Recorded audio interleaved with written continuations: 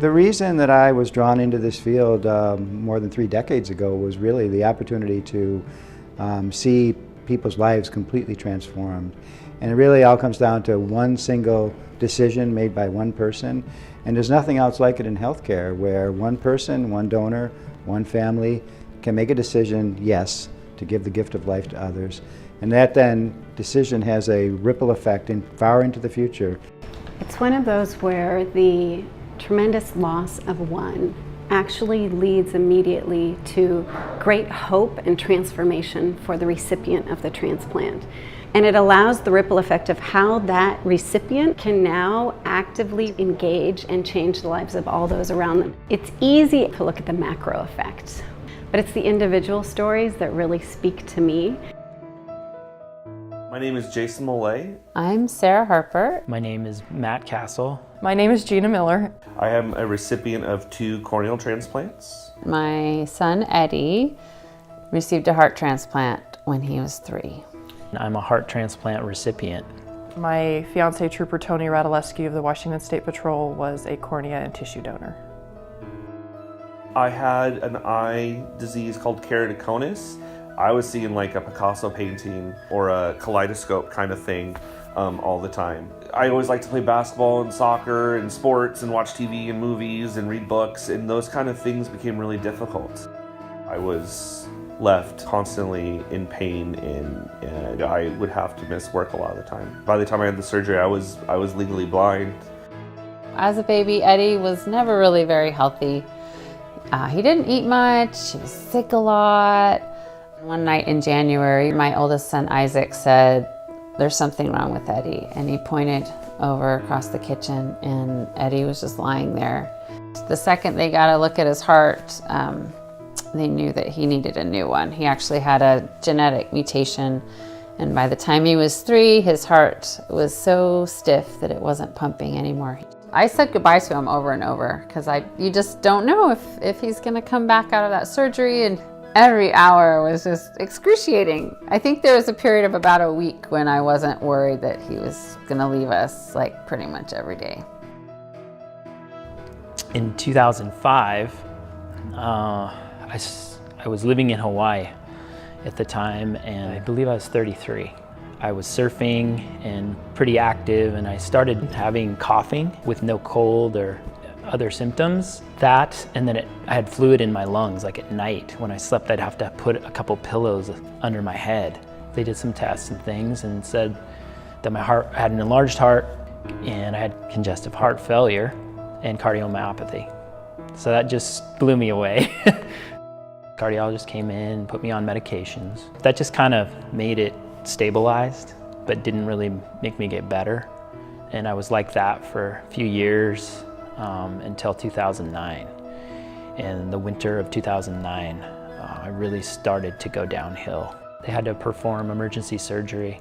So they put in an LVAD, which is left ventricular assist device, and I was dying. Well, first and foremost, family was most important to him. So, you know, he loved his son very much.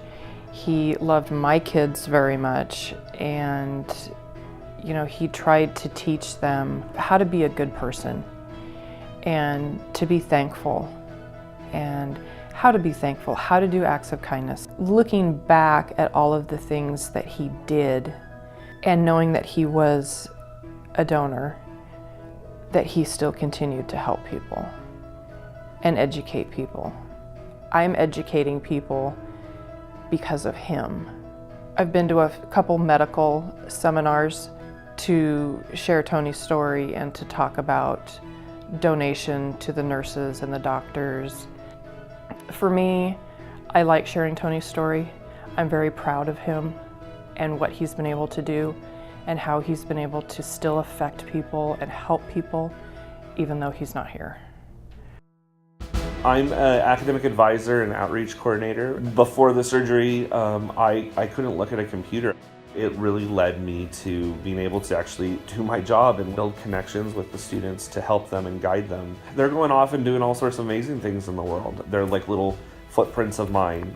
My wife and I always wanted to have kids. And then when I was diagnosed and I learned more about keratoconus and that it was genetic and that I was going to go blind, and we didn't want to bring children into that, we made the decision not to have a family. After the surgery and the recovery, we realized that we can do this now and we can have a family and be the dad that I wanted to be. And so we adopted 2 awesome little girls, and that's, I think, the biggest impact in the ripple effect of my surgery is that I'm able to say I'm a dad to 2 little girls and help make their life better.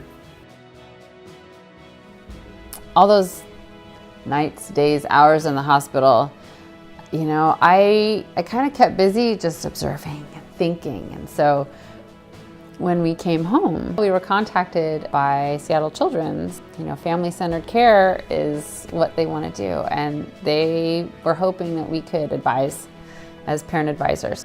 Sometimes it's little things like, you know, what should we name these elevators? And other times, you know, it's helping to design hospital rooms in a new building so that it is, you know, better for a family who's staying there. When Eddie first got his transplant, I didn't have a lot of time, but once I did, I went straight to LifeCenter. I found out they were making quilts, and I've helped package up quilts to give to donor families.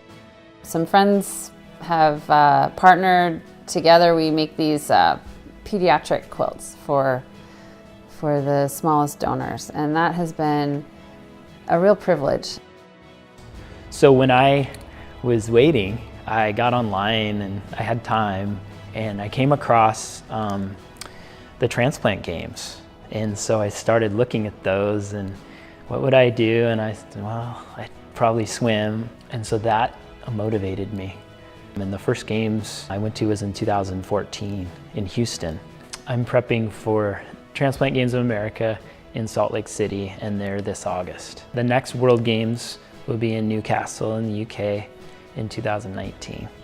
Their goal is to promote organ donation everywhere and to show everyone that we can be athletic and we're healthy. I have my life back. I have a job working for the Samish tribe. Title is field technician in the Samish Department of Natural Resources.